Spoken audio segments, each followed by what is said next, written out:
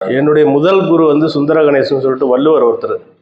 அவர் எனக்கு 92ல் பழக்கமானார். அவர்கிட்ட எதிர்வாதம் பண்ணுறதுக்கு ஆரம்பித்தேன் ஜோதிடத்தை. அப்போ எனக்கு என் ஜாதகத்தை வச்சு நிறைய விஷயங்கள் சொல்லுவார்.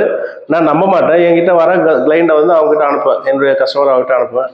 ஆரம்பத்தில் நான் டெய்லரிங் தான் பண்ணிட்டு இருந்தேன். அப்போ அந்த கிளைண்ட் வரவங்களை அவர்கிட்ட அனுப்பேன், பேசுவேன். ஆனால் நான் நம்ப மாட்டேன். கடைசி அவர் சொன்னது வந்து, உனக்கு 8ல் குரு உஷாராரு, கடை எடுக்க வேண்டிய சூழ்நிலை வரும்னு சொன்னால் நான் எடுத்துட்டேன். அது மாதிரி ஒரு பிரச்சனையாக எடுக்க வேண்டிய சூழ்நிலை வந்துருச்சு. அதுக்கு அடுத்த கட்டமாக கடையை புதுசாக ஓப்பன் பண்ணிட்டு இப்போ என்ன சொல்கிறாங்க, உன் ஜாதகம் போயினாரு, இதை தான் நான் சொல்கிறேன், நீங்கள் சொல்கிறது எல்லாமே போயின்னு சொல்லிட்டு சொன்னேன். வாக்குவாதம் பண்ணேன். அன்னைக்கு இரவே வந்து ஒரு பெரிய ரவுடி வந்து என்னை அடித்து தூக்கி போட்டான். என்னுடைய நல்லா தெரியாது அடித்து தூக்கி போட்டு அதை என் ஃப்ரெண்ட் ஒருத்தன் கூட்டு வந்து விட்டான். அப்போ தான் யோசனை பண்ணேன். அதுக்கப்புறம் மறுநாள் மறுபடியும் அவரை போய் பார்த்தேன். பார்த்ததுக்கப்புறம் அவர் ஜாதகத்தை எடுத்து பார்த்துட்டு சொன்னால் கேட்டியான்னாரு. அப்போது ஜோதிடத்தில் கொஞ்சம் யோசிக்க தோணுச்சு. ஞான குருன்றது பார்த்தீங்கன்னா, எனக்கு நான் முதல் கோவிலுக்கு போனதே என்கிட்ட வேலை கற்றுக்கிட்டு வந்த ஒரு பையன், என்னோட ஒரு 7 வருஷம் சின்னவர். அவர் தான் என்னை முதல் கோயிலுக்கு கூப்பிட்டு போகிறார். சொல்லுவான், நான் பார்த்தேன்னா சொன்னேன், முதல் குருவும் நீ தான், முதல் சிஷ்யனும் நீ தான் அப்படின்னு.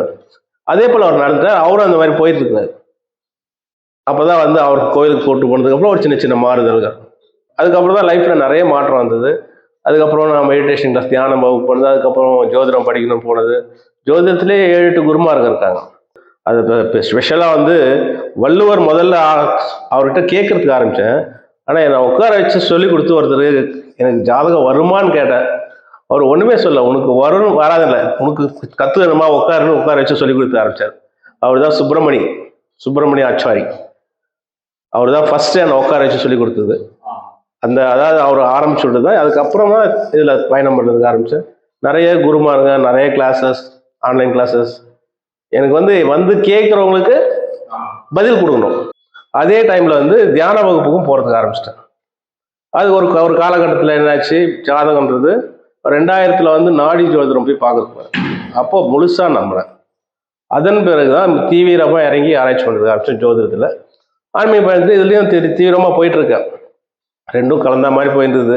இன்னொன்று, ஆன்மீக பயணத்தில் போனால் ஜோதிடம் கண்டிப்பாக வரும்னு சொல்லிட்டு ஒரு விதி இருக்குது. அது வரும். ஆனால் எங்கள் குருமாருங்களாம் அதில் போகாதன்னு சொன்னாங்க. அது என்னையே அறியாமல் அதுக்குள்ளே கொண்டு போயிடுச்சு. கனவுலேயே நிறைய குருமாருங்க தீட்சை கொடுத்துருக்காங்க. அதில் ஒரு குருமார் தீட்சை கொடுத்தது கனவுல உணர்ந்தேன்.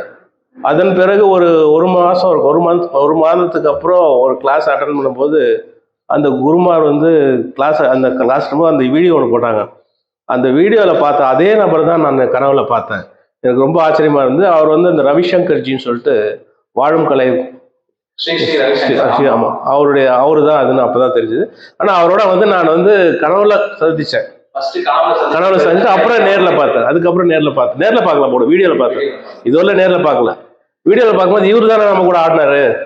அவரை சுற்றி கையை பிடிச்சி ஆடுறது நல்ல, அதாவது சிவராத்திரி பூஜை அதில் ஆடுறது நல்லா அந்த வீடியோவில் பார்த்ததும் அதே தான் நடந்தது.